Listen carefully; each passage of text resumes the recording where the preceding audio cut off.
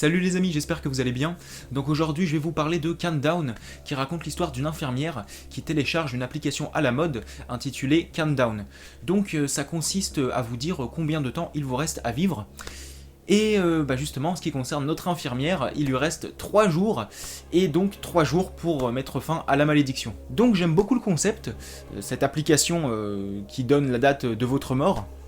J'ai trouvé ça très intéressant, et puis bon on vise clairement le divertissement avec cette histoire, c'est pour le fun, et puis on obtient un mix de The Ring et Destination Finale, donc deux univers que j'aime bien, enfin surtout Destination Finale. Et donc en ce qui concerne Countdown, je me dis que ça pourrait virer en saga, puisqu'il s'agit d'une application, et une application ça évolue, on a de nouvelles versions.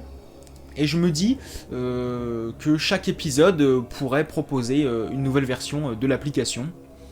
Donc pour moi ce serait fun. On pourrait avoir des suites s'il y a du succès. Et encore, il y a des films où ce n'est pas trop ça, et puis on réalise quand même des suites.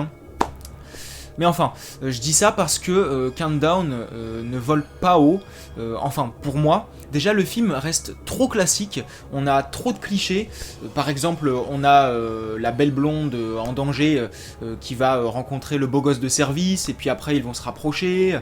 Ensuite on a des personnages qui ont une backstory, un passé qu'on a déjà vu 1000 fois, dans d'autres films. Ensuite on a les personnages frappés par la malédiction qui ne respectent pas ce qu'impose le prêtre, à savoir les mettre en sécurité. Enfin, le prêtre il se défonce pour que les jeunes soient en sécurité. Et t'as ces bouffons qui foutent tout en l'air, qui se mettent en danger tout seuls.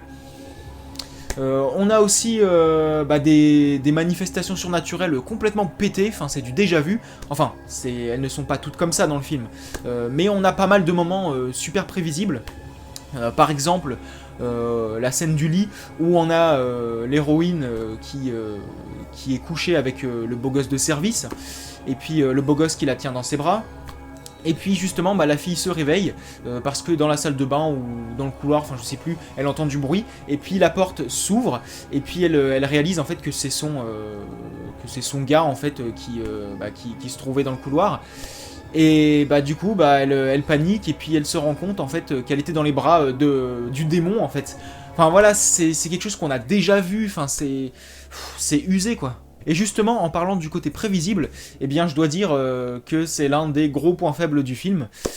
Par exemple, on sait qui va mourir, forcément.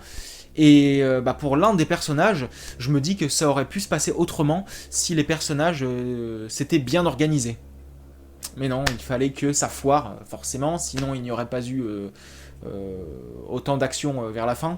Autre chose, on a les jumpscares que j'ai trouvé prévisibles. Donc le jumpscare, c'est un procédé qui consiste à faire sursauter le spectateur. Et donc le film ne fait pas peur, et pour se rattraper, les créateurs ont décidé de nous faire sursauter à plusieurs reprises, histoire de rendre l'expérience intense, plus dynamique. Et du coup il y a cette tension, parce que je stressais en fait, j'avais peur de sursauter, voilà, ça a marché sur moi. Mais j'aurais voulu surtout stresser pour les personnages en fait, mais vu qu'ils étaient trop classiques, voilà, je m'en foutais en fait, même si certains étaient adorables. Et dernière chose qui ne m'a pas plu, c'est la mise en scène que j'ai trouvée impersonnelle. Je trouve que ça manque de style, déjà dans la façon de filmer, les cadrages et tout, je trouve que c'est trop fade, c'est trop basique.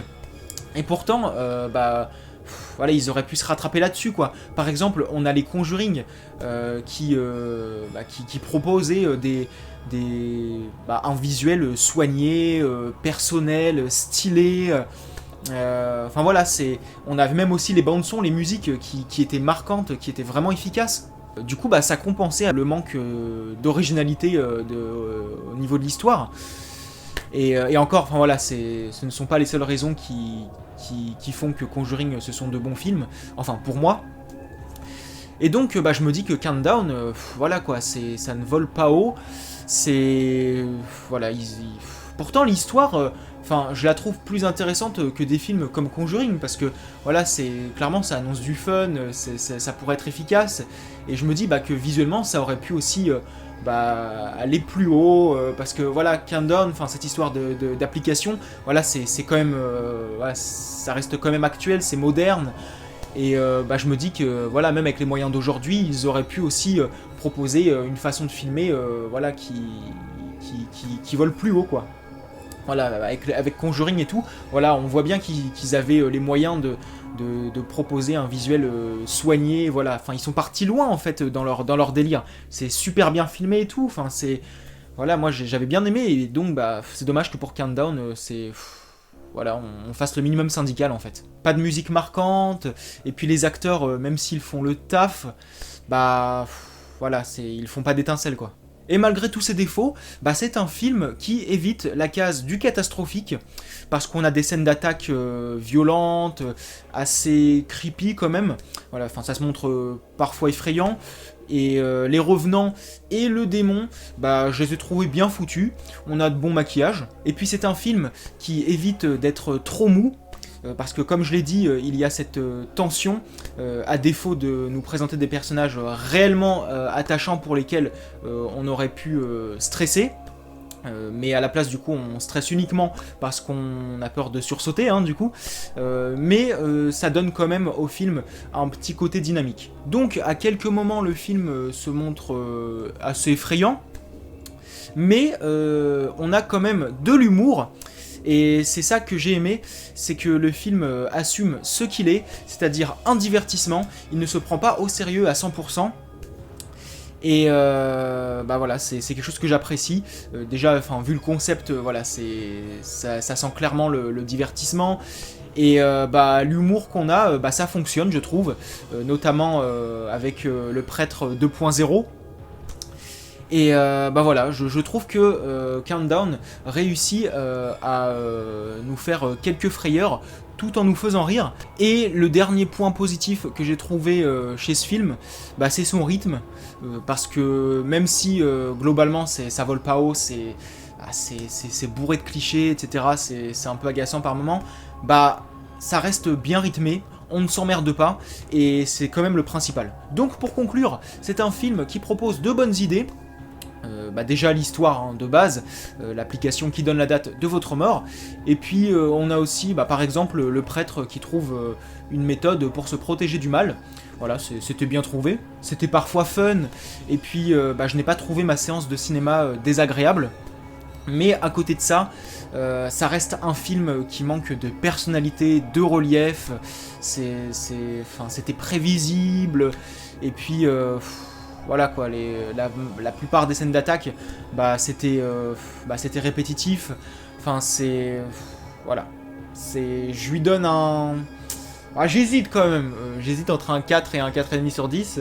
Voilà, vous allez me dire, non mais Domi, tu fais chier là, pour un demi-point. Voilà, ça reste quand même une séance de cinéma sympa, parce que je l'ai vu avec Héloïse, et puis, voilà quoi, on a rigolé, voilà, on a passé un moment plutôt cool. Donc ouais, non, je vais lui mettre un 4,5 sur 10 quand même. Voilà, ça reste pas terrible, mais ce n'est pas dégueulasse non plus, quoi. Donc à savoir si je l'achèterais en Blu-ray pour une soirée sympa, pour plusieurs soirées sympas, voilà, spécial frisson. Donc non, je lui donne quand même un 4,5 sur 10, parce que voilà, c'est surtout le concept en fait, le rythme et tout. Alors n'hésitez pas à me donner votre avis sur ce film, et puis je vous remercie d'avoir accordé du temps à ma vidéo, et puis je vous dis à très bientôt, salut!